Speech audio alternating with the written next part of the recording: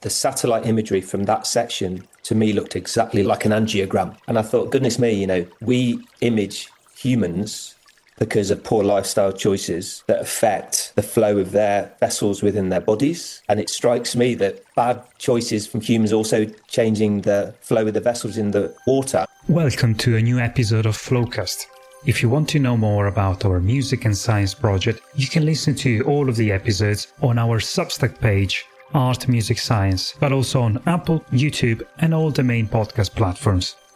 Today, we'll listen to the composition created by Simon Holmes, a musician from Scotland, who for the occasion teamed up with the Portobello Drone Choir. Thank you for being here, Simon. Do you want to tell us something about yourself? My name's Simon Holmes. I currently live in Edinburgh. As a professional, I'm a radiographer and working in X-ray and CT and MRI. And then I moved into academia teaching. And now I currently work for the breast screening service in Scotland, leading the education for the breast screening service, which is a brilliant job. And it also allows me headspace to do my music, because music's my passion. And I've been playing music ever since I remember. I come from a musical family. I started piano lessons when I was about 7. Back in the day when the government used to fund music education. So I learned to play brass instruments when I was about 9. And then when I was about 13, 14, discovered what a Fender Stratocaster was. Classic. And the rest, as they say, is history. And it was interesting, really, because I was a really terrible reader and a terrible writer at school, but I found that I could write lyrics and I could write songs. That was always the way that I used to express myself from when I was a kid. And you've got several projects at the moment, right? Yeah. So at the moment, I do a lot with Cities in Memory. Another thing, I play brass instruments, and where I live in Portobello in Edinburgh, there's an amazing organisation that runs community brass. It's like a street brass samba kind of band. It's called Oi Musica, and we're called the Shunpike Social Club. It's just an amazing opportunity to get together in a room with 40 other players and make a right row and dance. What a big band. Oh, it's brilliant. I mean, sometimes, depending on where we're playing, sometimes it can be quite a small band, but up to maybe 30, 40 players. And it's brilliant. And we go and do parades and little festivals and outdoor events, indoor events. And then the other thing that I really love doing is doing more experimental stuff. So I've got a project with a guy called Andrew Brooks, who's based just down the road in Dunbar. He plays bass saxophone. I play euphonium and voice. And we just put everything through various effects. And we improvise to field recordings. Andrew's doing a PhD at the moment based around field recordings and graphic scores. One at the moment, we're working with this amazing recording he's done in the tunnel of a canal. So he's put some mics in the water, some mics within the tunnel, and then we sort of improvise to the different sounds. We call 3 field lines. So I've got a number of things at the moment. It's nice to have that variety. Yeah, well, I'll keep an eye on that because it's very much related to also what we're doing, recording water and telling stories around it. Can you remind me which segment of the river you worked on? Segment 24. It was brilliant for me because the sound of the water, for a start, often when you hear the water, it's quite like a continuous watery blub, blub, blub, blub sound. But this was really marked lapping of water. So it was like, and I loved that element of the recording. And like I said earlier about finding a starting point for compositions and songs, in the write-up that was presented in the little PDF, it said, this is like the Lech's Quiet Goodbye. And I was like, that's a perfect focus. So those 2 words were my way into the project. And that's the title of your composition, right? The Quiet Goodbye. Yeah, because I thought that is such, it was like there on a plate. It was perfect. And it really got me thinking because it's all about, this project is like how we affect rivers, renaturalization of rivers. And I remember when we had that first meeting, Martina said, but what is renaturalization? How far back do you need to go? So that's one question. But what we do know is that humans really, really do affect rivers detrimentally. And this idea of humans degrading rivers and waterways. And what would it be if actually a river completely disappeared? So one day it was there and the last drop of water just flowed out the river and it was never there, gone. It's like the quiet goodbye. We probably as human race won't be bothered until it actually affected us. We may not notice it. So it was all about that. What would happen if that river actually went never to return? All right, so a quiet goodbye takes 2 meanings. One is the river Lech, who kind of waves goodbye and emerges with the Danube, but it also got an ominous, meaning what if that goodbye was actually for good? Yeah.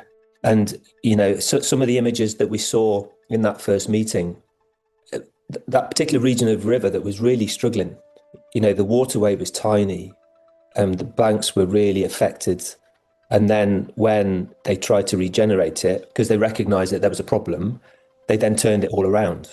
But what if humans didn't recognise there was a problem or didn't care, and then eventually it went and that was it? And for me, these projects like this, it's trying to have a genuine link to the content, lyrically and musically. And that was the link that I gained from all that.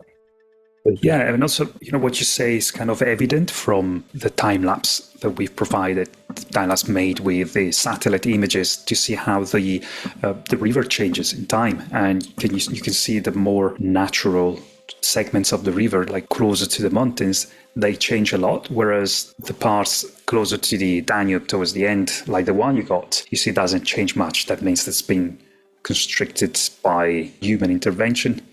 For me, it was this slight, like a lament for what was, for what we've missed, and that was good. But getting back to what you said about the satellite imagery, I've never had a project where I've had anything like that.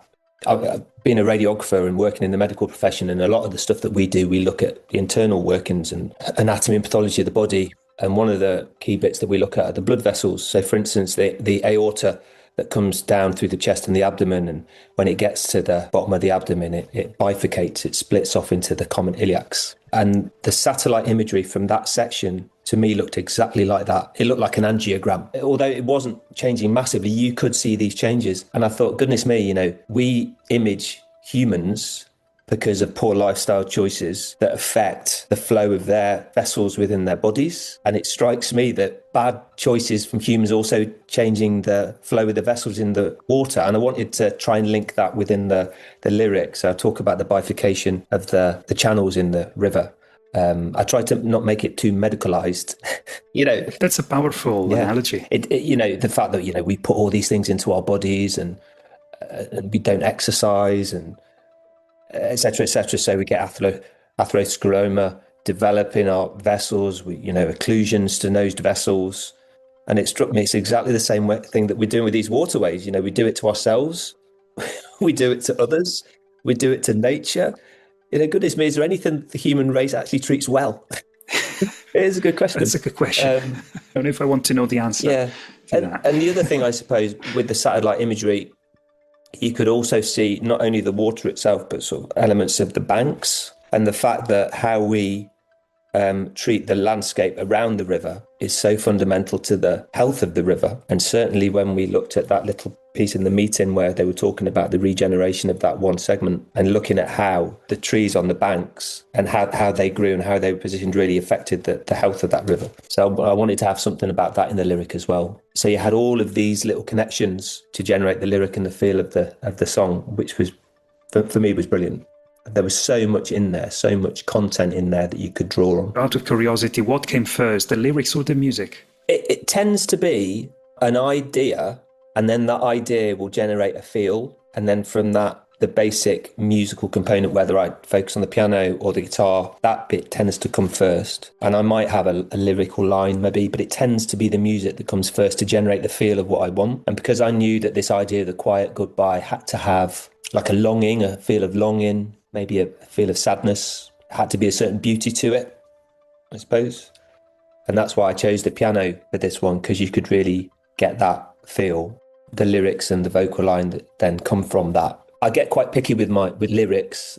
I don't like them to be maybe too obvious, too cliched, but they also have to have a definite link to the project and the recording that I've got. And as I say, for this one with the satellite imagery and the description, it had to have those links in. So it can be quite a time-consuming thing to get those lyrics right for me. Find the balance between the obvious and the overly abstract. Yeah, and I did enjoy this one for that.